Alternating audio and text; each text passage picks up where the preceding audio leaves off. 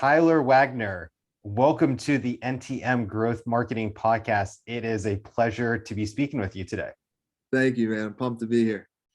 So Tyler and I go way back. We actually were Airbnb buddies 8 years ago, almost to the day, remember, in June of 2014 in San Diego. I do. I'll never forget those days. Those were the best. And that was in the early infancy of Authors Unite. How many years into business were you?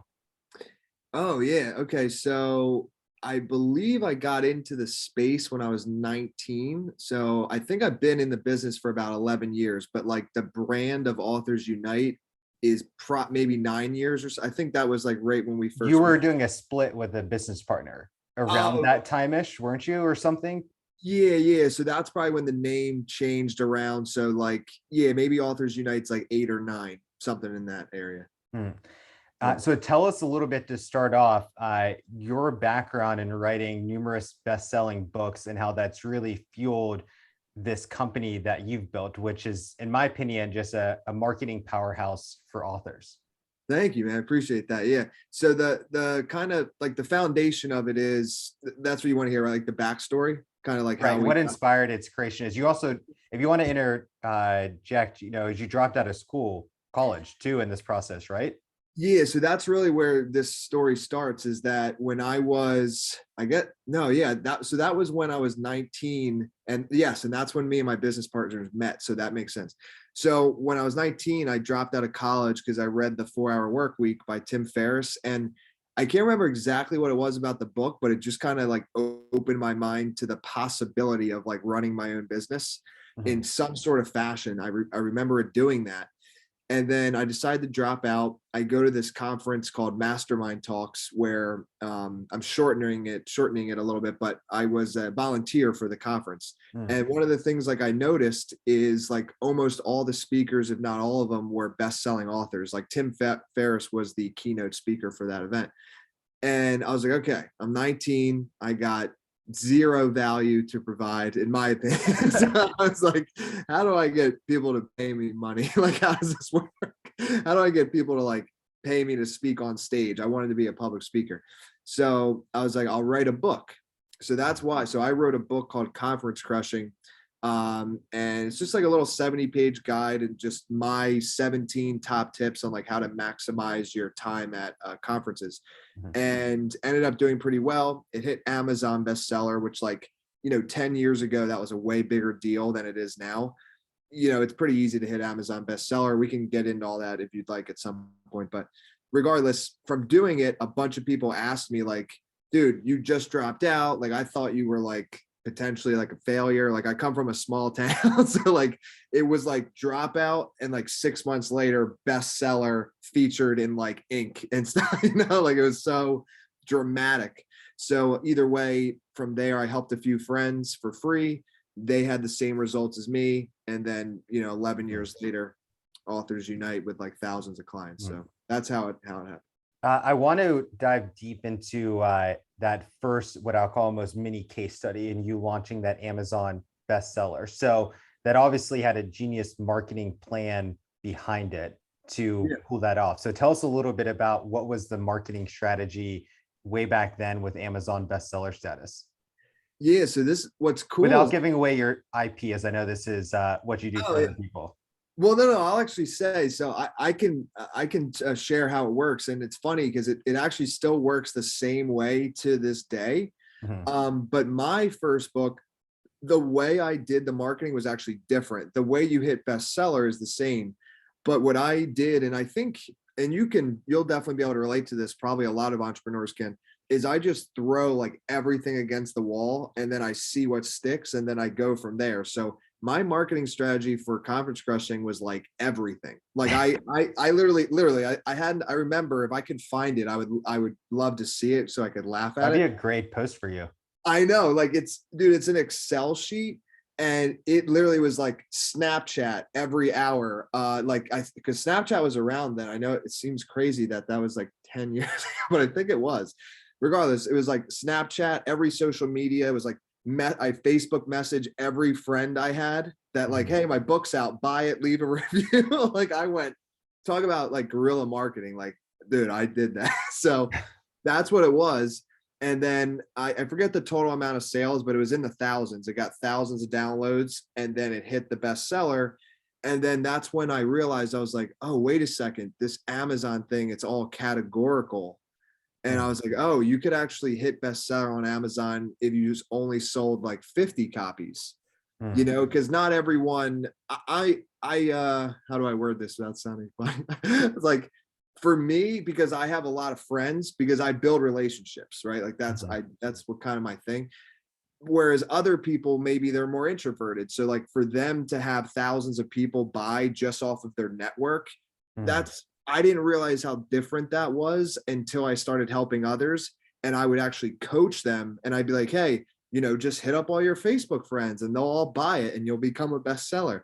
And then people were like, dude, no, like I only have like 10 close friends that I talk to, you know, like, what are you talking so then I was like, okay, there's a done for you option here. And then that's when we created our strategy. And it's basically email list marketing is what we do. And for Amazon bestseller, you just drive up as many sales as possible in one day and put it in a category that is easy if you'd like. And then it hits bestseller. Mm. That's how it works.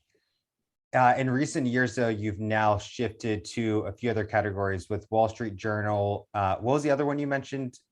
So yeah, so there's five. So Amazon, Barnes and Noble, USA Today, Wall Okay. Street, and New York Times. Yeah. So tell us a little bit then of why have you pivoted beyond just Amazon in the last couple of years?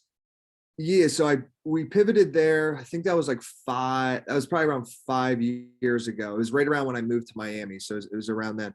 And the reason was just because and we still do Amazons to this day. Because I think, you know, Amazon bestseller is better than no bestseller. Mhm. But the truth of the matter is, like, it's become more known that it's pretty easy to hit Amazon bestseller. So I just kind of figured if I could master the top three, the USA Today, Wall Street, and New York Times, that would be really valuable.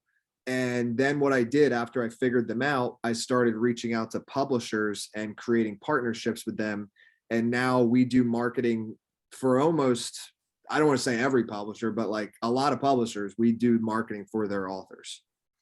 I want to go back to a term you use, guerrilla marketing. So Yeah.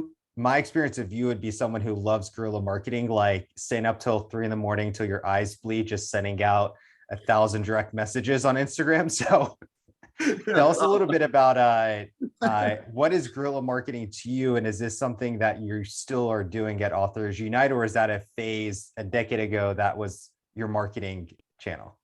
So it's this, we do the same type of marketing at a higher level. The only thing that has changed is that I'm not the one up until 3 a.m. sending one by one messages anymore. I value my time more than that now. But at a time, I was doing that. Like, I remember LinkedIn, when I first discovered LinkedIn, I sent connection requests to everyone, like every single person. I didn't care. I'm just being honest. Even if I didn't know them, it didn't, I was just like, connect, connect, connect, let's connect. And then I would send messages. So you're exactly right. But now I have like virtual assistants, Amazing. and we send like over 1,000 messages a day. In different avenues, though. It's not like email, and LinkedIn has limits now. So things Right. change as they evolve, but more it's website reach outs. There's no limit if you do that.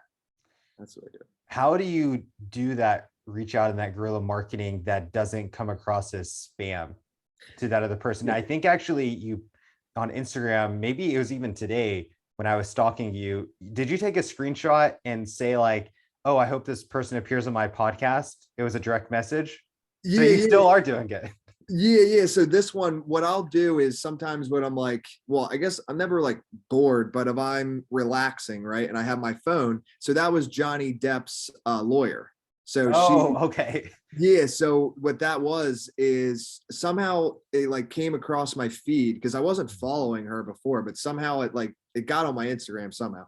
And then I was like, oh, recognize her. So then I followed her, and then I was like, that'd be cool to have her on the podcast. So Hmm.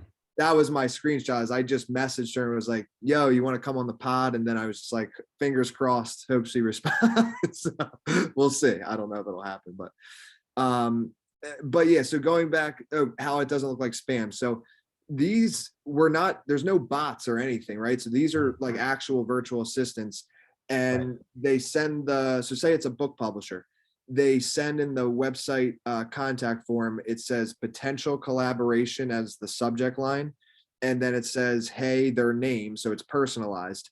I notice we both work with authors, there might be ways we can collaborate, and then it says TylerAuthorsUnite.com in the signature in the box in the form.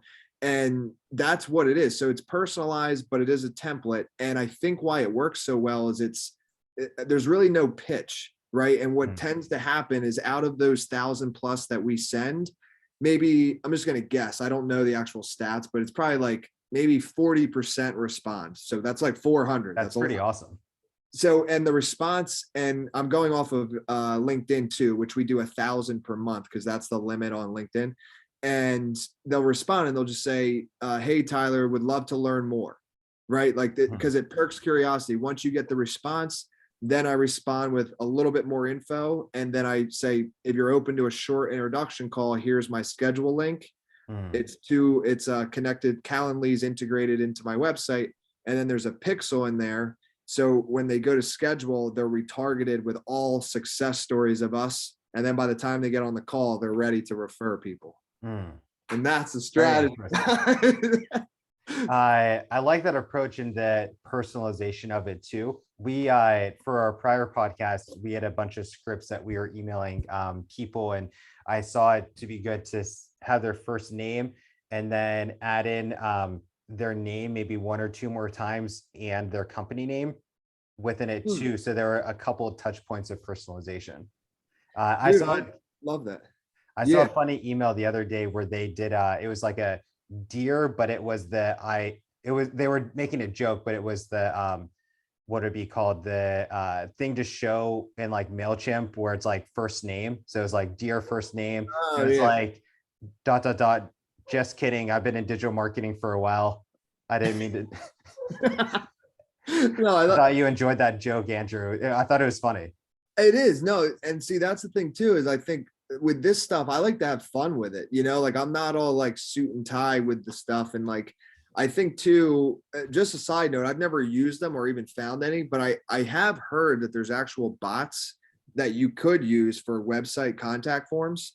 I guess it depends how you feel about it, but I'm just saying, like, if they were personalized, I don't know how they could be, but if they were, like, if they could put the name, I mean, it would save me money on all my virtual assistants. So I'm open to it. So if anybody knows, let me know. Well, let's get back a little bit to Authors Unite and what differentiates your organization. So you were telling me in a conversation a few weeks ago how much your company has been growing. And in your own marketing efforts, tell us a little bit about how it's different from some of your competitors.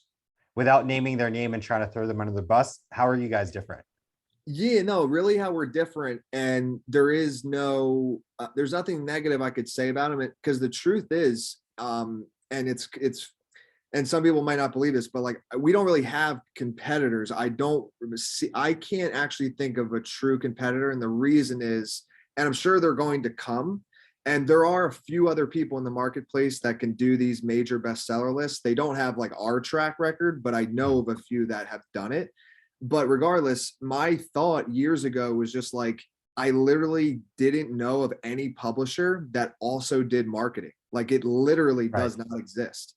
So I was like, what if there was a publisher that also did marketing, PR, like actually took the author all the way and like actually like worked with them for like 10 years after the book came out. So that's what with Authors Unite we've tried to build, and it's actually been recent because for a while we stopped at the bestseller, right? So once they hit Wall Street Journal bestseller, it was like, shake hand, nice working with you. You know? But now like we do PR, we have like partners like yourself that do advertising, and I just try to like set the author up for long-term success rather than other publishers. And I'm not saying anything negative, it's just not what they do. But other publishers, after the book is live, that's kind of the end of the arrangement. Right. So again, nothing bad. It's just different. They don't do marketing. So got it. Something you had mentioned a few weeks ago during that conversation was we're talking about Facebook ads, and you were saying a bunch of years ago you would never want to do Facebook ads, or maybe you tried them and they weren't super Yeah. successful. But now, like you just shared, you have a really strategic way of how they're part of your funnel. So, tell us a little bit about your journey with advertising as a business. Like, why did you not want to do it a bunch of years ago, and how are you now using it in 2022? Yeah, so I think and this is why it's cool for us to talk, because it's like our ways of marketing are kind of, I don't want to say opposite, but they're different a little bit, right? Right. So years ago I had tried like the typical, I say typical, but for like a click funnel, sales funnel with Mhm. Facebook ads, like the webinar stuff. And to be clear, it certainly works for some people. I mean, Right. that's obvious. For me, it just was very inconsistent. Like I could never like get it to a point where it was like, the stories you hear where people are like, for every 20,000 I put in, I get 100,000 back. Right. Like that story or whatever, or it was $1 in, $2 back, whatever it is. That never happened for me. So it was kind of out of like just desperation where I was like, okay, how can I actually build a marketing plan that will work consistently? And I don't have to like worry about waking up and spending thousands of dollars on ads with no return. It was just like not working. So that's when the partnership thing happened, where I was like, I had noticed one of my publishing partners had referred $1 million in business. And it just clicked Mhm. for me. I was like, what if I had 20 of them? If I just had 20 partners at this level, and I only had to work with 20 people every year, that would be so beautiful. I was like, and then that's when it started. As I hired all these VAs, and I was just like, okay, message every book publisher in the world, Mhm. message every PR agency, every ghostwriter, and every editor, because those four are all people that work with a lot of authors that we Mhm. could refer to each other. And since then, we've just been trying to build a top select group of partners. We have over 10,000, not at the $1 million level, obviously, or I'd be having this on somewhere else or something. With But like, Bezos on his private jet. yeah, so we're not there yet. But the point is, whether it's 10 grand they refer, 100 grand, or a million, it's just building a business in this way. I've found it's just it's a lot easier, and it's forever, because Facebook Mhm. ads, right? Once you turn them off, then it's done, right? Whereas partners, I have Right. partners that I built 5 years ago that are still referring me business. So for me, it's just how my mind works with growing companies. Yeah, I totally get that. And since iOS 14, I try to sell people out of doing Facebook ads. It's almost like they need to sell me why they should be doing it a lot of times in my conversations. And to that reason too, that there's just marketing doesn't mean Facebook ads. There's 100 different ways you can go about that. And I'm a big fan of how you've been growing your just business through relationships and organic and everything. Yeah. No, dude, that's awesome. And I appreciate that. And I don't even know what that whole iOS thing was, but I heard about it, and I heard it like messed up a lot of marketers' stuff. So It it did. was something like Apple not wanting to share data with Facebook or something. Is that, you don't So have, Apple yeah. claimed it was privacy, uh, and it was their way to protect users' data and whatnot. Apple apparently, I haven't seen it on my own phone, is going to be deploying ads on their own. Like you'd be running ads through Apple, which was their whole point of not. It could have been honestly just a clickbait title. I read, I haven't looked into it, but in my opinion, it was just a BS play of they own the hardware, Facebook doesn't, and they want to control Hey man, I got some Apple stock, so I'm for it. Let's go, man. that. I'm in. I also have Facebook stock though, so shit. All right, it'll even out. It's fine. It's something that we talked about as well. I keep on referencing this conversation we had, as I thought there were so many good nuggets, Yeah. and I love that dialogue we had. Is you were talking about NFTs and how you think this is going to play a role in the book world in the future. Let's just start off and even explain what is the whole Web3 world.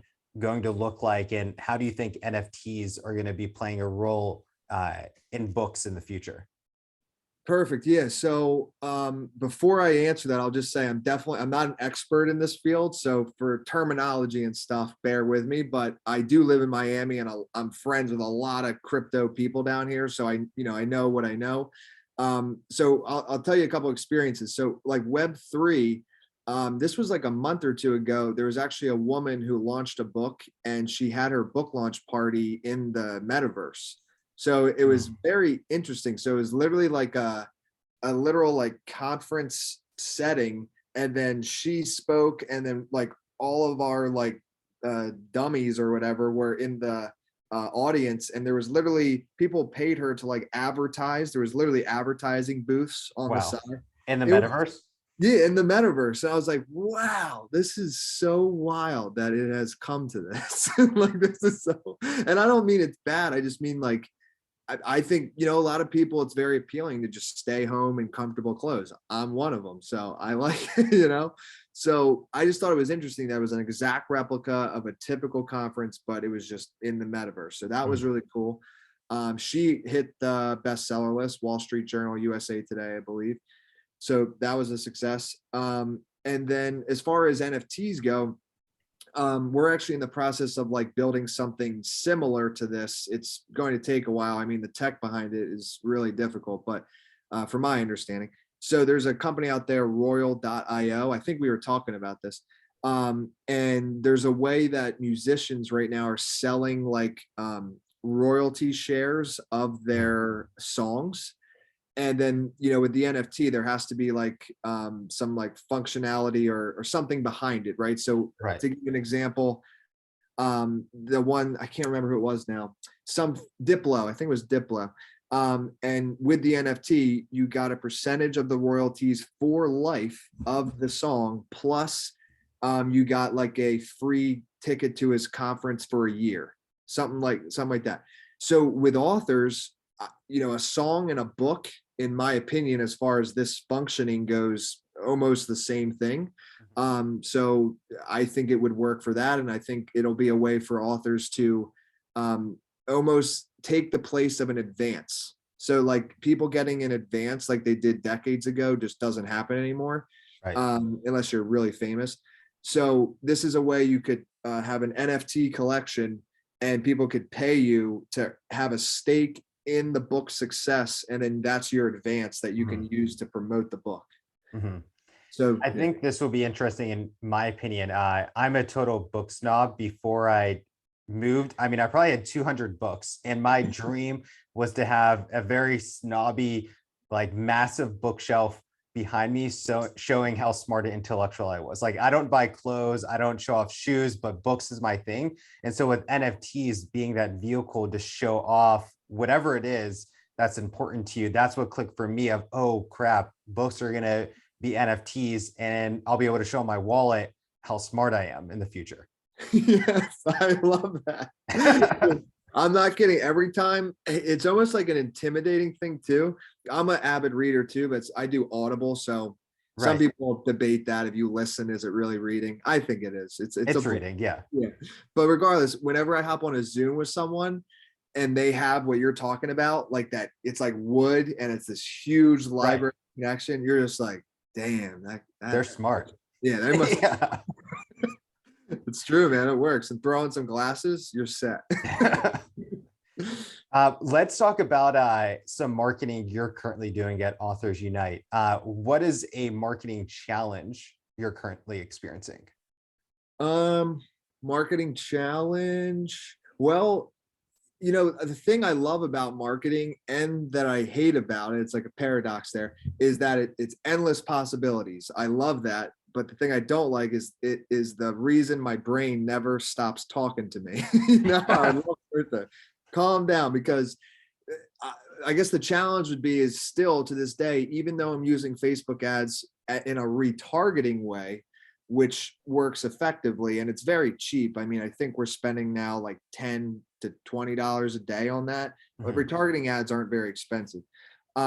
So that's all working. The reach outs work. Everything's good there. but I wonder, I'm like, what if Facebook ads, YouTube ads, like paid ads, what if I could get them to work? Could the business be 10 times as big? Mhm. And I think about that sometimes. So that would be the challenge. It's just, I Mhm. still have yet to master paid ads to cold traffic. Mhm. Yeah. This might be the same answer. So what's an opportunity right now for you in marketing? Yeah, it's probably that. What's so years ago I had hired multiple people for like YouTube ads, SEO. I've tried all this stuff. And it's probably the people I'm hiring. I don't know. But never worked. So I feel like I'm almost scarred, especially in the SEO industry, man. That Mhm. industry is an interesting industry, I'll just say. Because the thing with that is the response is always like, hey, pay us all this money up front, and then like a year from now you might hit page 2 or 3 on Google. Right.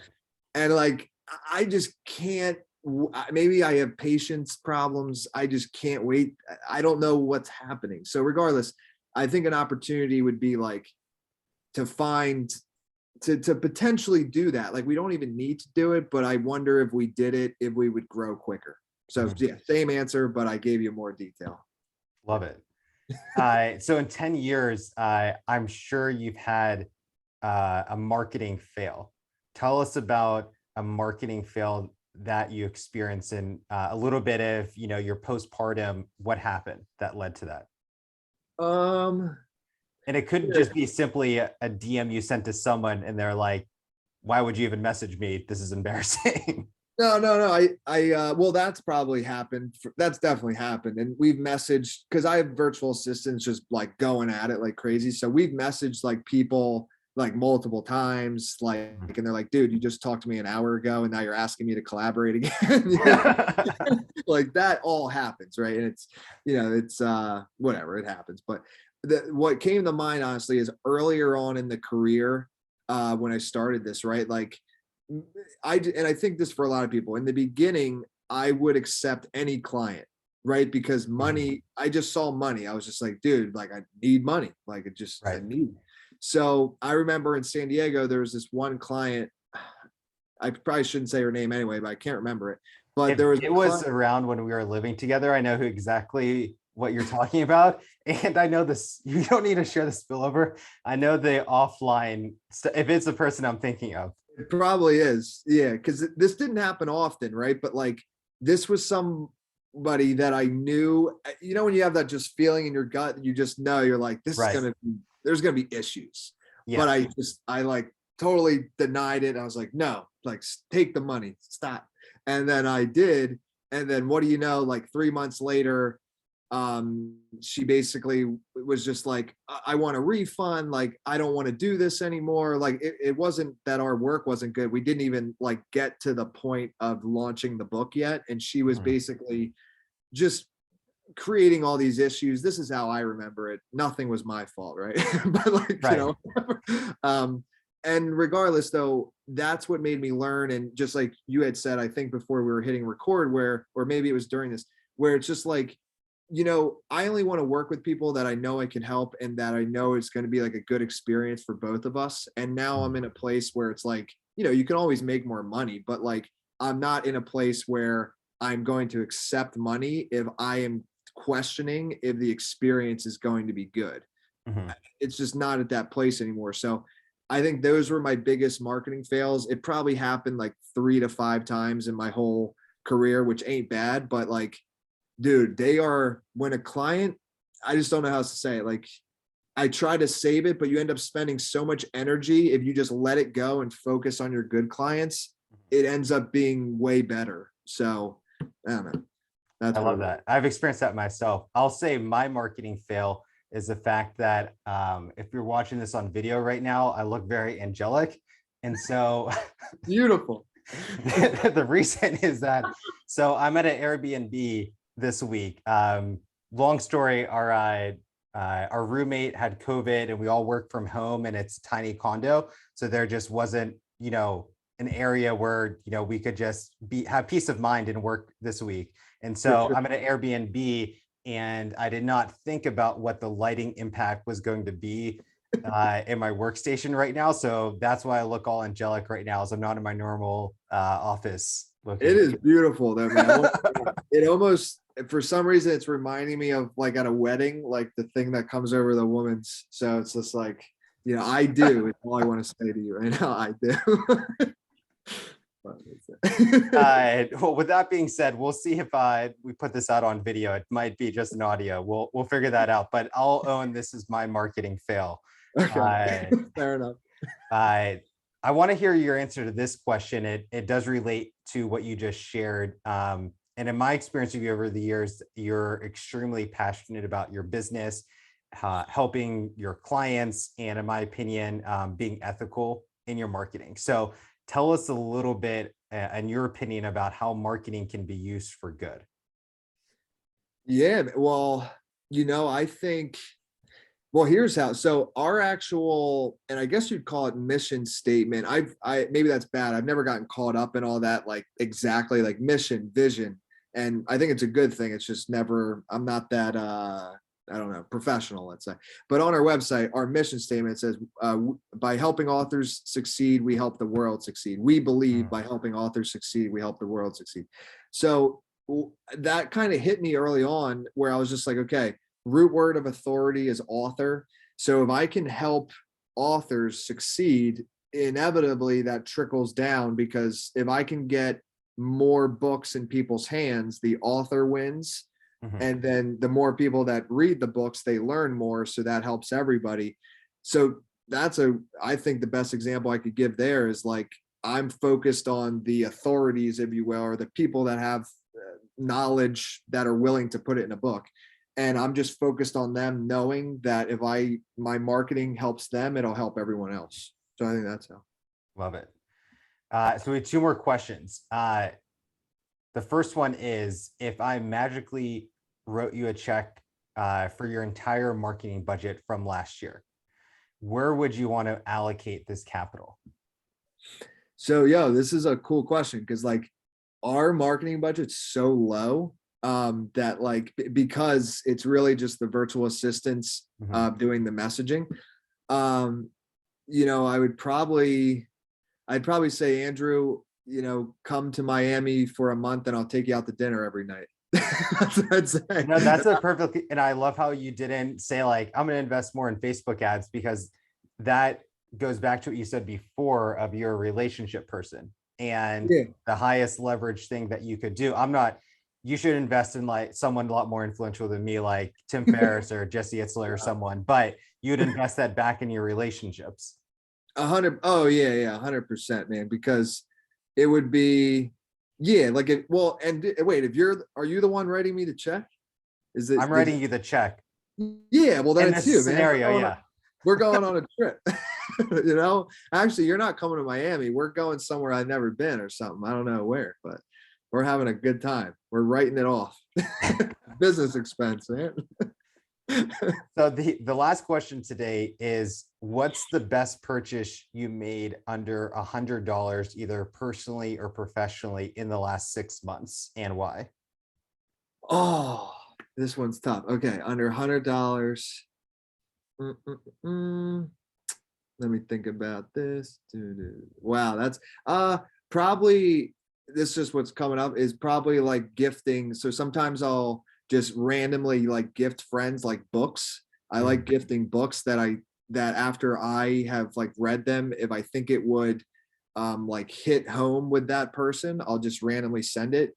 And I've done it enough now, like locally, that actually my doctor's fiance, I was at my doctor earlier for like an IV, and she was just like, Tyler, I was thinking about you, because she's from Colombia, so if I had a little accent there, that's why. Or she's from South America somewhere. But she was just like, I know you are the like book guy. Can you recommend me some books? And then I just it hit me, and I was like, I'm actually gonna send you some books. And is there a book that you tend to send the most, if you were to look at your Amazon Private account? I actually, so I always, because I'm more Audible, so I always do Audible. But Audible. I'll tell you the one, I send them physical, right? But I do it based on what I listen to. The one one of the ones I'm going to send her. That's the quickest thing I can think of. It's called You're It by Alan Watts. And it is like, I love Alan Watts. I think a lot of if anybody listening has just any issues, just sit down, listen to some Alan. He'll work it out up there for you. So Perfect. that's a good one. Perfect. Well, Tyler, thank you so much for coming on the NTM Growth Marketing Podcast. It was a privilege to speak with you, and excited for that trip to Miami. No, we're going to go to the moon with Bezos. Your marketing, your VA budget has to be that expensive. I'm waiting for the check, man. Let's do it.